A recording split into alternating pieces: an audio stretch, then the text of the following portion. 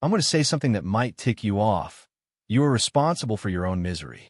Not your ex, not your boss, not your parents. You. But before you click away, understand this. If you're creating your own suffering, that means you can stop creating it.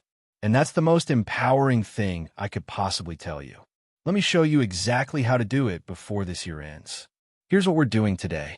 I'm going to walk you through the exact emotional mistakes that keep people stuck, and I mean really stuck, in patterns of anxiety, anger, and depression. These aren't just bad habits.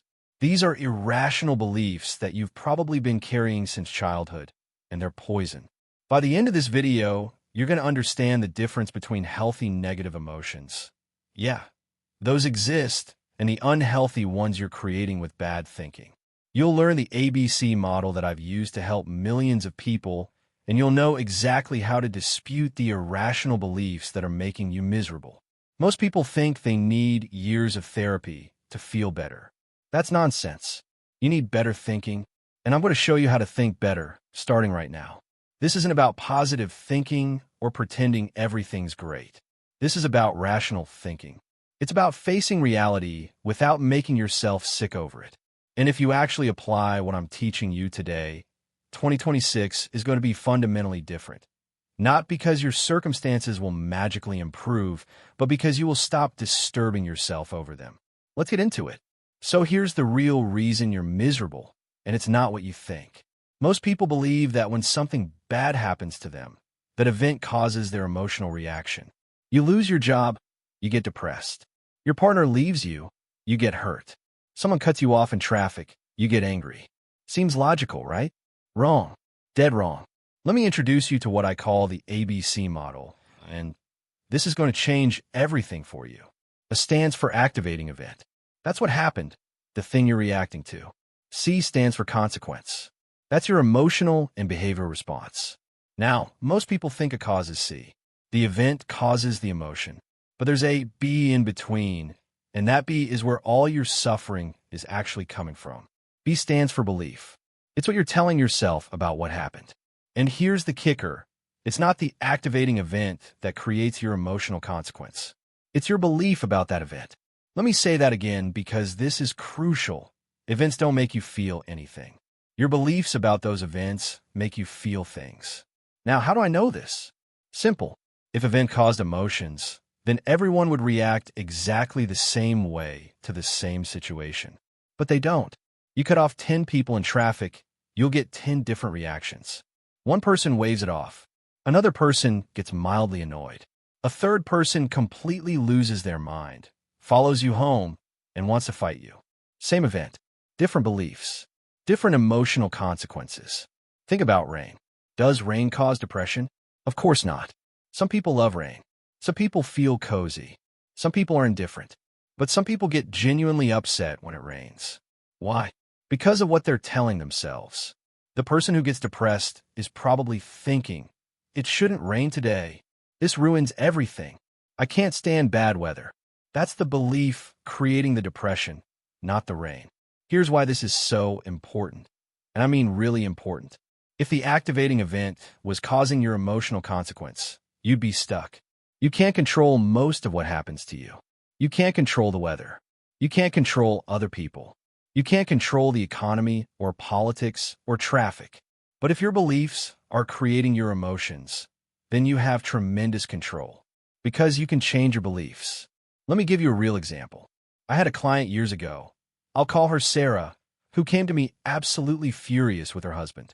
He'd forgotten their anniversary. She was ready to leave him. She kept saying, "He made me so angry. How could he do this to me?" And I said, "Sarah, your husband didn't make you angry. You made yourself angry by what you told yourself about what he did." She looked at me like I had 3 heads. So I asked her, "What exactly are you telling yourself?" And she said, "He should remember. A good husband must remember anniversaries. It's terrible that he forgot. It proves he doesn't love me." There it is. Those beliefs, those demands and awfulizing beliefs, that's what created her rage. Not the forgetting. The forgetting was just information. Her beliefs about the forgetting created the emotional disturbance. Now, could she have been disappointed? Absolutely. Could she have felt sad or annoyed? Sure. But rage? Rage came from her demands, from her belief that he absolutely must remember, that it's awful that he didn't, and that it proves something terrible about their relationship. This is the empowerment I'm talking about. You're not a victim of your circumstances. You're not a leaf blown around by the wind. You're creating your emotional responses through your beliefs, which means you can create different emotional responses by changing your beliefs. And before we go any further, let me be crystal clear about something. This is not victim blaming. If something genuinely bad happens to you, you lose a loved one, you get seriously ill, someone treats you unjustly, you have every right to feel bad. I'm not saying everything is your fault. I'm saying your emotional disturbance is your responsibility. There's a big difference between feeling appropriately bad about a bad situation and making yourself emotionally sick over it. Now that you understand the ABC model, we need to talk about the 3 major irrational beliefs that are destroying your peace. And I'm going to be blunt with you. You're probably doing all 3 of these multiple times a day without even realizing it. The first one I call demandingness, or, as I sometimes joke, masturbation. Yeah, I made up that word, and yeah, it's supposed to sound ridiculous because these beliefs are ridiculous. This is when you take your preferences, things you want or like, and you turn them into absolute demands. You say things like, I must succeed, people should treat me fairly, things have to go my way, life ought to be easier. Listen to how often you use these words. Must, should, ought, have to, got to. These are demand words. And here's the problem. The universe doesn't operate according to your demands. Reality doesn't care what you think should happen. When you demand that reality be different than it is, you're setting yourself up for constant emotional disturbance. Let me give you some examples. I must get this promotion. Why? Says who? Just because you want it, just because you work hard for it, just because it would be nice. None of that means you must get it. The universe doesn't owe you a promotion. Your boss doesn't owe you a promotion. You can want it. You can prefer it. You can work hard for it. But the second you demand it, you're creating anxiety and desperation. Or how about this one? People should treat me with respect. Okay, I agree. It would be nice if people treated you with respect. I prefer when people are respectful. But should they? Where's the law that says people must treat you respectfully? I'll tell you where. Nowhere. People treat you however they treat you based on who they are, not based on what you think they should do. When you demand respect and don't get it, you make yourself angry. When you prefer respect and don't get it, you're disappointed but not disturbed. See the difference? Preferences keep you sane. Demands make you crazy. The second major irrational belief is what I call awfulizing. This is when you take something bad and you blow it up into something catastrophic, terrible, awful, the end of the world. You take a bad situation and you tell yourself it's not just bad. It's the worst thing that could possibly happen. Now, let me be clear. Some things are genuinely awful. If you lose a child, that's awful. If you get diagnosed with a terminal illness, that's awful. I'm not talking about genuinely horrible situations. I'm talking about people who treat everyday disappointments like catastrophes. It's terrible that I didn't get invited to that party. Is it? Or is it just disappointing? It's awful that it's raining on my vacation. Is it awful? Or is it just inconvenient? It's horrible that I made a mistake at work. Is it horrible? Or is it just unfortunate? Here's a little exercise I use. Think about a scale from 0 to 100. 0 is no problem at all. 100 is the absolute worst thing that could happen to a human being. We're talking torture, death of everyone you love, absolute catastrophe. Now, when something bad happens to you, where does it actually fall on that scale? You got rejected for a date? Maybe that's a 20. It's bad. You feel disappointed. But is it 100? Is it as bad as a terminal diagnosis? Of course not. But when you awfulize, you treat it like 100. You say, this is terrible. This is the worst. And then you feel emotions that match that belief. You feel devastated over a 20-level problem because you're treating it like a 100-level problem. The rational alternative is to acknowledge that bad things are bad without exaggerating how bad they are. This is unfortunate. I don't like it. It's disappointing. That's accurate. That's reality-based. That keeps your emotions in proportion to what actually happened. The third major irrational belief is low frustration tolerance. And I sometimes call this I can't stand it. This is when you tell yourself that you can't stand something, you can't tolerate it, you can't handle it. It's unbearable. Now, here's a reality check for you. If something is truly unbearable, you die. That's what unbearable means. You literally cannot bear it, and you perish. But you're not dead. You're here watching this video, which means everything you've told yourself you can't stand, you actually stood. Everything you said was unbearable, you actually bore.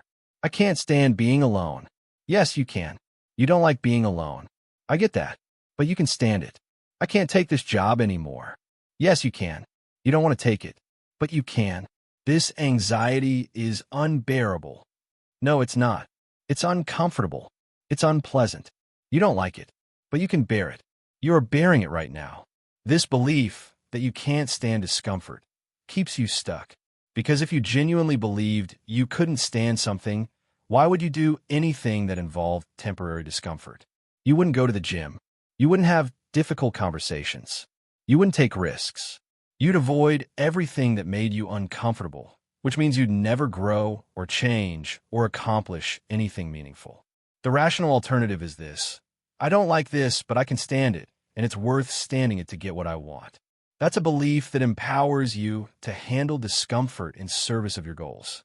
Now, here's how these three irrational beliefs work together to make you absolutely miserable. Let's say you have a presentation coming up at work. First, you make a demand. I must perform perfectly. I have to impress everyone. Then you awfulize. It would be terrible if I messed up. It would be awful if people thought I was incompetent. Then you add low frustration tolerance. I can't stand the anxiety I'm feeling. I can't handle the pressure. What's the result? Paralyzing anxiety. You can barely function. You might avoid the presentation altogether.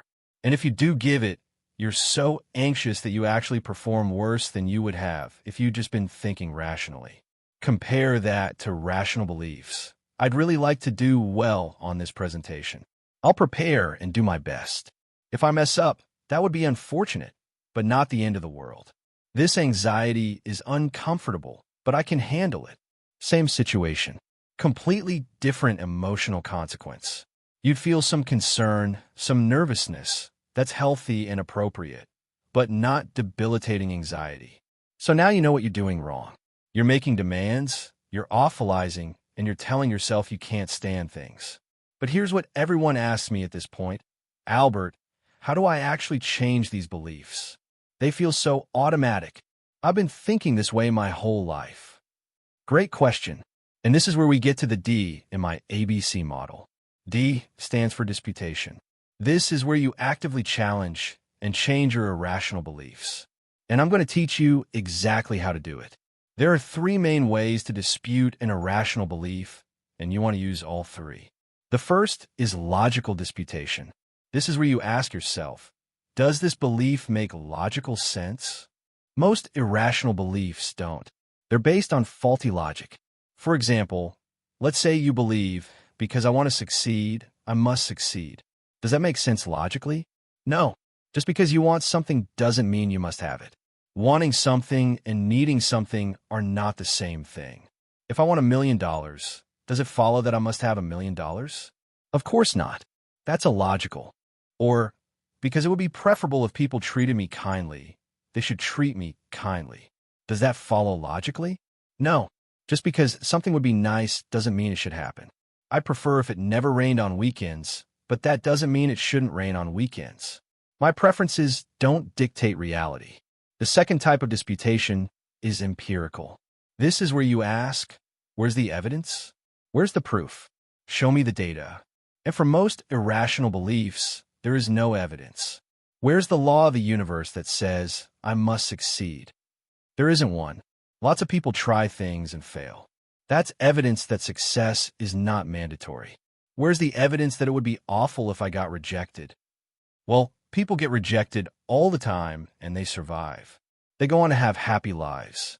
So it can't be truly awful if people regularly survive and recover from it.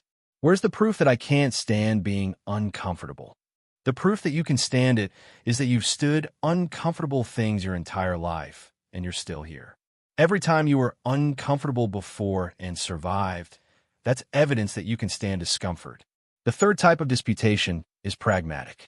This is where you ask, is this belief helping me? Is it getting me what I want? Is it useful? And almost always, irrational beliefs are not helpful. Is demanding that I must succeed helping me perform better? No, it's making me anxious and desperate, which actually hurts my performance. Is believing that rejection is awful helping me take social risks? No, it's making me avoid situations where I might get rejected, which keeps me isolated. Is telling myself I can't stand discomfort helping me achieve my goals? No, it's keeping me stuck in my comfort zone. So here's the process. Let's walk through it with a specific example. Let's say you have the irrational belief, I must get this promotion. First, logical dispute. Why must I get this promotion? Who says I must? Just because I want it? No, wanting something doesn't mean I must have it. That's faulty logic. Second, empirical dispute. Where's the evidence that I'm required to get this promotion? Where's the universal law? There is no such law. Plenty of people don't get promotions they want. That's reality. Third, pragmatic dispute. Is this demand helping me? Is it making me a better candidate? No, it's making me desperate and anxious. It's probably making me interview worse, not better.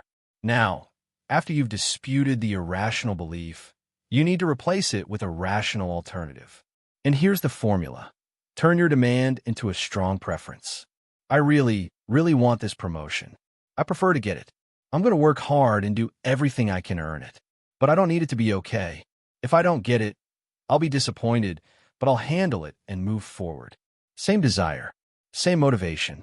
But without the demand, you eliminate the anxiety and desperation. You're now in a position to actually perform better because you're not emotionally disturbed. Now, a common mistake people make when they're disputing is they're too gentle with themselves. They'll say, well, maybe I don't want to succeed, but I really want to, and it's super important. And no, stop. You're still clinging to the demand. Cut it out. Be ruthless with your irrational beliefs. Another mistake is replacing irrational beliefs with positive thinking instead of rational thinking. Everything happens for a reason. The universe has a plan. It'll all work out. That's not disputation. That's just different nonsense. I'm not teaching you to be unrealistically positive. I'm teaching you to be realistic. And look, this takes practice. You've been thinking irrationally for years, maybe decades. You're not going to change overnight. You need to dispute these beliefs over and over. When you catch yourself demanding, dispute it. When you catch yourself awfulizing, dispute it. When you tell yourself you can't stand something, dispute it immediately. Do this consistently, and I promise you, your emotional life will transform. Not because reality will suddenly cooperate with your wishes, but because you'll stop making yourself sick over reality. Now, here's where it gets really interesting, and this is something most people completely misunderstand. There's a difference between healthy negative emotions and unhealthy negative emotions. And the goal is not to eliminate all negative feelings. That's impossible and undesirable. The goal is to have appropriate negative feelings when bad things happen. Let me explain what I mean. When something genuinely bad happens, you lose your job, a relationship ends, someone you love gets sick, you should feel bad. That's a healthy, appropriate response to a bad situation. The problem is when you feel irrationally bad, when you turn appropriate concern into debilitating anxiety, when you turn appropriate sadness into clinical depression, when you turn appropriate annoyance into blind rage. So let's break this down. For almost every unhealthy negative emotion, there's a healthy counterpart. And the difference between them comes down to your beliefs, rational versus irrational. Let's start with anxiety versus concern. Anxiety is an unhealthy emotion. It's based on the irrational belief that something must not happen, and it would be awful if it did, and you couldn't stand it. I must not fail this test. It will be terrible if I failed. I can't stand the thought of failing. That creates anxiety, that panicky, can't breathe, catastrophic feeling. Concern, on the other hand, is healthy. It's based on the rational belief that you'd prefer something not to happen. It would be unfortunate if it did, but you could handle it. I really want to pass this test. I'll be disappointed if I fail. But if I do fail, it's not the end of the world. I can retake it or adjust my plans. I can handle it. That creates concern, a motivated, focused feeling that actually helps you study and prepare. Or let's look at depression versus sadness. Depression is unhealthy. It's based on irrational beliefs like, this loss proves I'm worthless, or I'll never be happy again, or life is awful and unbearable. Those beliefs create depression, that heavy, hopeless, can't get out of bed feeling. Sadness is healthy. It's based on rational beliefs like, this is a real loss. I'm going to miss this person or this thing. This hurts, but you're not globalizing it, you're not catastrophizing it, and you're not telling yourself you can't bear it. Sadness is painful, but it's appropriate. It honors the loss without destroying you. What about rage versus annoyance? Rage is unhealthy. It comes from demands. That person should not have done that. They must treat me better. This is awful. That creates rage, that out of control, want to hurt someone feeling. Annoyance or irritation is healthy. It comes from preferences. I really don't like what that person did. I wish they hadn't done it. It's frustrating. You're not demanding they be different. You're just recognizing that you don't like their behavior. That creates annoyance. You're frustrated, but you're in control. You can handle the situation rationally. And then there's shame versus regret. Shame is unhealthy. It comes from global self-rating. I did something bad, therefore I am bad. I'm a terrible person. I'm worthless. Shame is toxic and paralyzing. Regret is healthy. It comes from rating your behavior, not your personhood. I did something I wish I hadn't done. That behavior was wrong or unhelpful. I feel bad about it, and I'm going to learn from it and do better. Regret motivates change. Shame just makes you feel like garbage. Now, here's why this distinction matters so much. Society tells you to stay positive and don't be negative, but that's unrealistic and actually harmful. When bad things happen, and bad things will happen, you should feel bad. If you lose your job, you should feel sad and concerned. If someone treats you unfairly, you should feel annoyed. If you make a mistake, you should feel regret. These healthy negative emotions are appropriate responses to genuinely bad situations. They're also functional. They motivate you to take action. Concern motivates you to study for the test. Sadness helps you process loss. Annoyance can motivate you to set boundaries. Regret motivates you to make amends and change your behavior. The problem is when you pile irrational beliefs on top of bad situations and create unhealthy emotions. Then you're not just dealing with the bad situation, you're dealing with the bad situation plus debilitating anxiety, depression, rage, or shame. And that's what prevents you from handling the situation effectively. Let me give you a real example from my own life. Early in my career, I published some work that got absolutely torn apart by critics. And I mean harsh criticism. Now, if I'd had irrational beliefs, I would have told myself, this must not happen. It's awful that people are criticizing me. I can't stand criticism. This proves I'm a failure as a psychologist. And I would have been depressed and wanted to quit. But instead, I thought rationally. I really wish they'd like my work. This criticism is disappointing. Some of it might even be valid, and I can learn from it. But I can handle criticism. It doesn't prove I'm worthless. It just proves some people disagree with me. So I felt appropriately sad and annoyed, but not devastated. And I kept working, and eventually my ideas gained acceptance. Same event, different beliefs, different emotional consequences, and very different behavioral outcomes. So here's what I want you to take away from this. Stop trying to eliminate all negative emotions. That's not the goal. The goal is to have appropriate, healthy negative emotions when bad things happen, instead of inappropriate, unhealthy ones. All right, so you understand the theory. But let's get practical. What about those everyday situations that drive everyone crazy? Let me give you some real-world examples of how to apply this stuff to the three major areas where people create the most suffering: relationships, work, and self-worth. Let's start with relationships, because this is where people do massive amounts of demanding. You've got demands about how your partner should be, how your friends should treat you, how your family should behave. And every single one of those demands is creating unnecessary suffering. Here's the big one. My partner must understand me. They should know what I need. They have to make me happy. Sound familiar? This is one of the most common irrational beliefs in relationships, and it causes endless conflict. Let's dispute this. Logically, why must your partner understand you? They're a different person with different experiences and different ways of thinking. Where's the logic that says they must see things the way you do? There is none. Empirically, where's the evidence that your partner is required to know what you need without you telling them? Are they psychic? Can they read minds? No.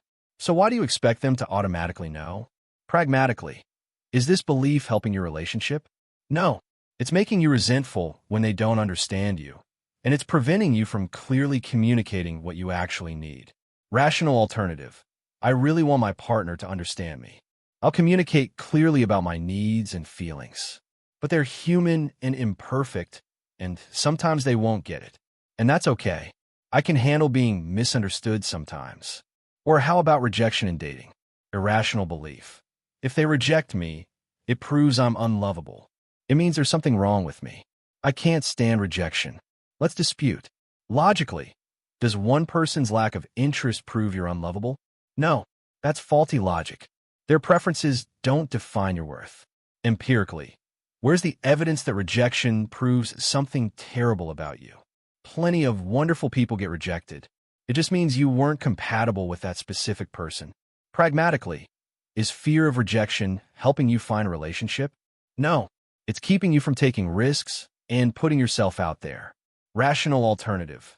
I'd prefer not to be rejected because it's uncomfortable. But if it happens, it's just information about compatibility, not a verdict on my worth. I can stand the disappointment and keep looking. Here's another big one. The validation trap. This is when you believe you need other people to approve of you, to validate you, to think well of you. And when they don't, you fall apart. Irrational belief. People must approve of me. I need their validation to feel okay about myself. Dispute. Why must they approve of you? You can want their approval. You can prefer to be liked. But why do you need it? You existed before they approved of you. You'll exist after. Their opinions don't determine your worth. Rational alternative. I'd like people to approve of me and think well of me. But I don't need it. My worth doesn't depend on their opinions. I can feel disappointed when someone doesn't like me, but I don't need to make myself depressed over it.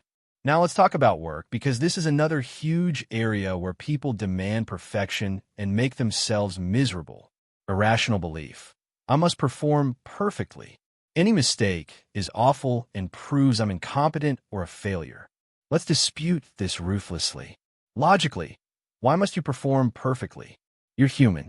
Humans make mistakes. That's reality.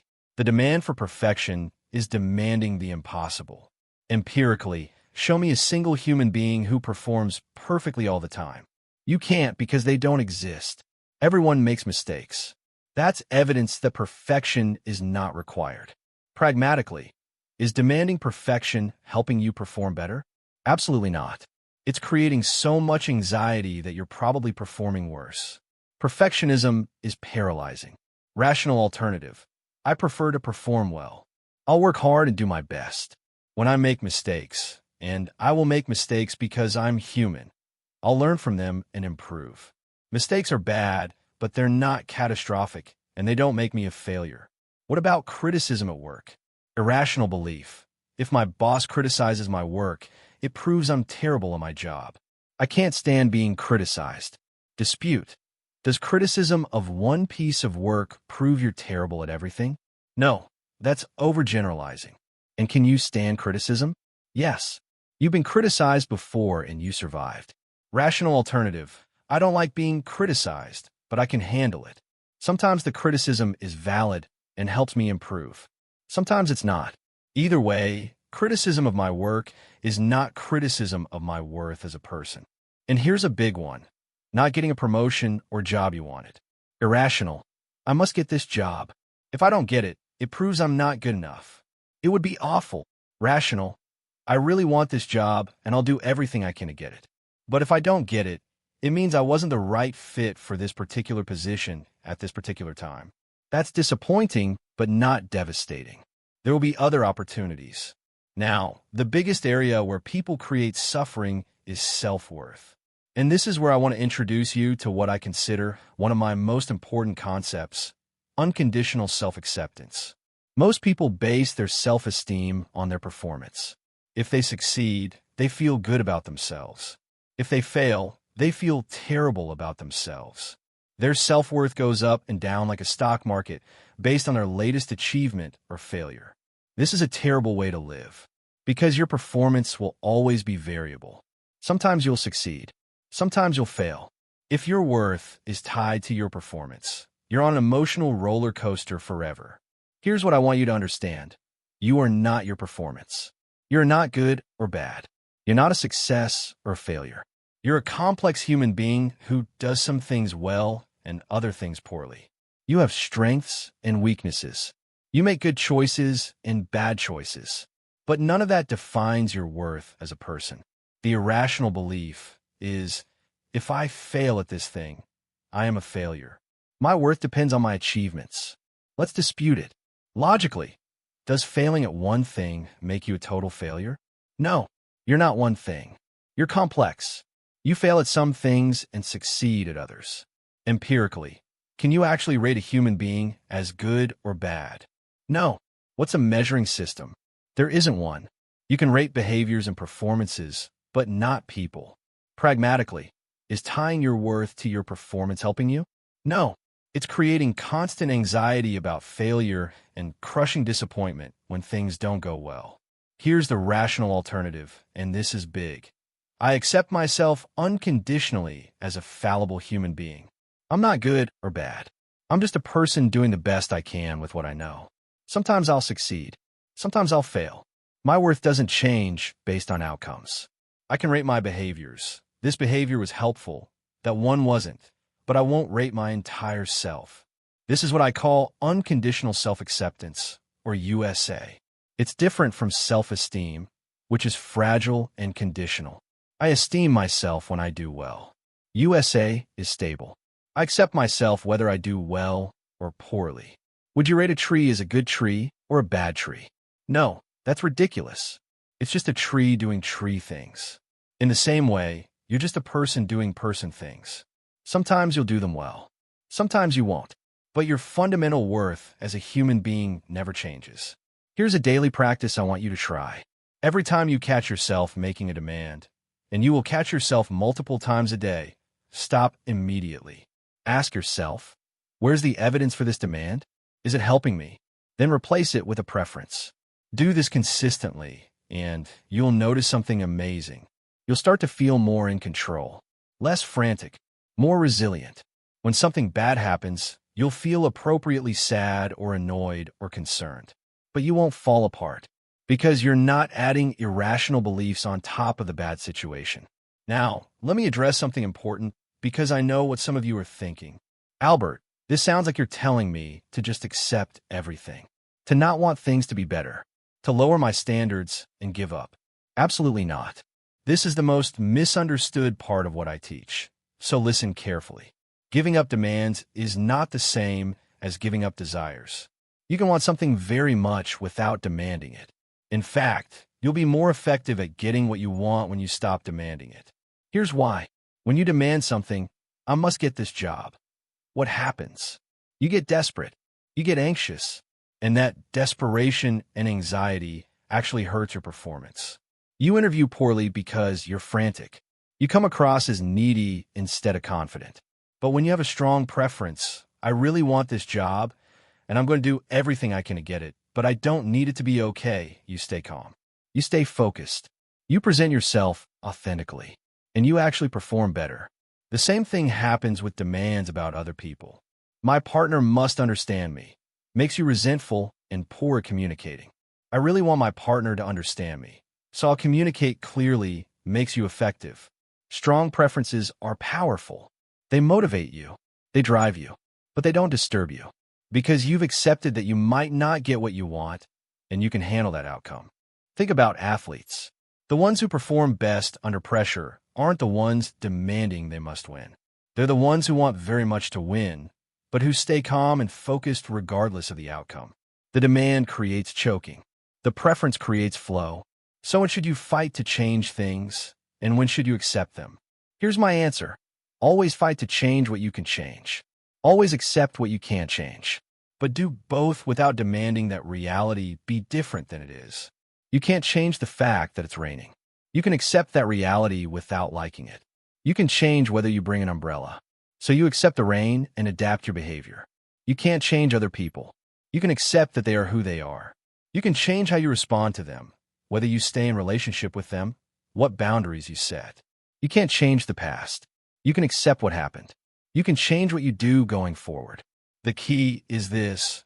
I accept that this situation exists, and I'm going to work to make it better. Both things at once. Acceptance and action. Not passive resignation. Not futile demanding. Rational acceptance combined with effective action. Let me give you an example. Let's say you hate your job. The irrational approach is to demand it be different. This job shouldn't be this way. Work must be fulfilling. I can't stand this. That creates rage and depression, but you still don't take action because you're too disturbed to think clearly. The rational approach is, I really don't like this job. I accept that it currently is what it is, and I'm going to actively work to either improve it or leave it. Now you're empowered to take action. You update your resume. You have conversations with your boss. You make a plan. You're working with reality, not fighting against it. This is what I mean when I say this isn't about accepting crap. It's about fighting smart instead of fighting reality.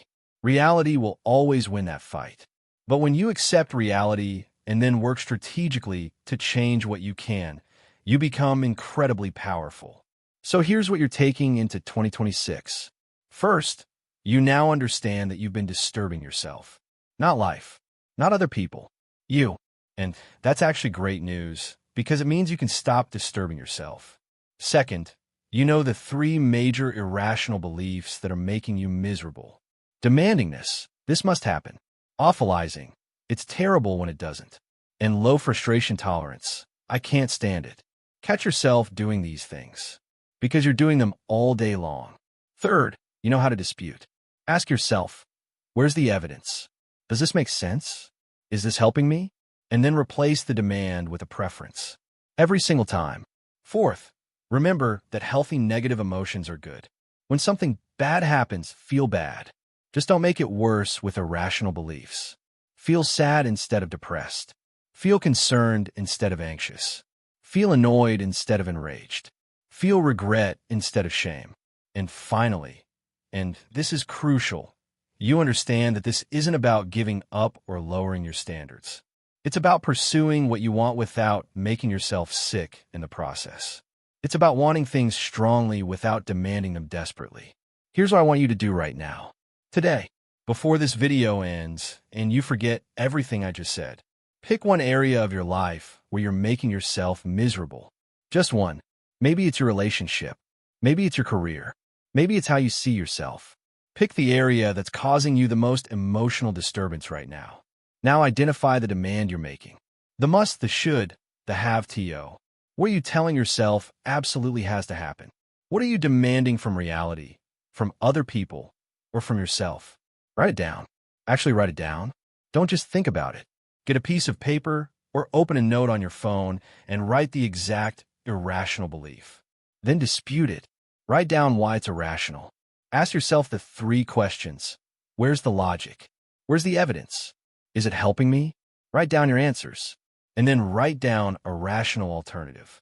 Turn that demand into a strong preference. I really want this, but I don't must have it. This would be bad, but not awful. I don't like this, but I can stand it. That's it. That's your starting point. One area, one demand, one disputation, one rational alternative. Do this consistently, and I mean every single day. And I'm telling you, not hoping, not wishing, but telling you based on decades of clinical experience with thousands of people, your 2026 will be fundamentally different. Not because your circumstances will magically improve. Not because people will suddenly start treating you the way you want.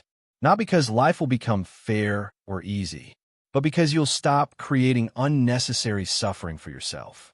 You'll still face challenges. You'll still experience setbacks.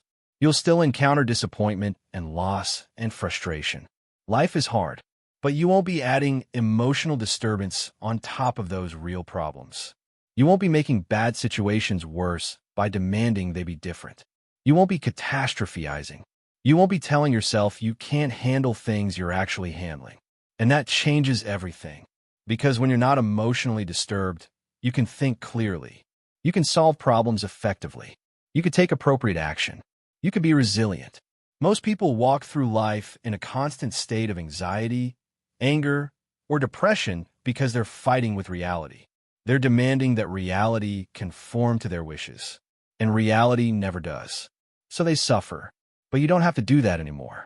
You can face reality as it is, feel appropriately bad when bad things happen, and then respond rationally and effectively. That's what psychological health looks like. That's what I'm offering you. Now, if you want to go even deeper into this, because what we covered today is really just the foundation, there's another video you need to watch. It goes up on your screen right now, and it's about the specific emotion that probably causes more damage to relationships and more suffering overall than any other emotion I know. I'm talking about anger, rage, the feeling that people shouldn't be the way they are, that they must treat you better, that it's awful when they don't. In that video, I break down exactly how to process anger without either suppressing it, which doesn't work, or exploding, which ruins relationships. I show you the rational alternative to rage, and it's probably the opposite of what you've been told your whole life about anger management. I also go into more depth about a specific technique for catching irrational beliefs in real time, right as they're happening before they create emotional disturbance. Because that's the skill that will change your life more than anything else, catching these thoughts early. So click on that video right now. Don't wait. Don't tell yourself you'll watch it later. You won't. Watch it now while you're motivated, while this information is fresh in your mind. Because look, 2026 is going to happen whether you're ready or not. It's coming, and you have a choice. You can walk into it with the same irrational beliefs that made 2025 difficult. You can keep demanding that life be fair, that people treat you right, that things go your way. You can keep awfulizing every disappointment and telling yourself you can't stand discomfort. Or you can walk into 2026 with better thinking, with rational beliefs, with the ability to dispute your own nonsense, with the understanding that you can want things strongly without demanding them desperately, with unconditional self-acceptance instead of fragile self-esteem. The choice is yours. But I'm telling you right now, based on everything I know, everything I've learned from working with thousands of people over decades, if you apply what I've taught you today, your life will improve dramatically. Not because reality will cooperate, but because you'll stop disturbing yourself over reality. So start today. Pick that one area. Identify that demand. Dispute it. Replace it. Do it again tomorrow. And a day after. Make it a practice. Make it a habit. And I promise you, you'll look back a year from now and you'll barely recognize the person you were. Because you'll have stopped being your own worst enemy. You'll have stopped creating suffering where none needed to exist. And that's the most important change anyone can make. I'll see you in the next video. Now go click on it.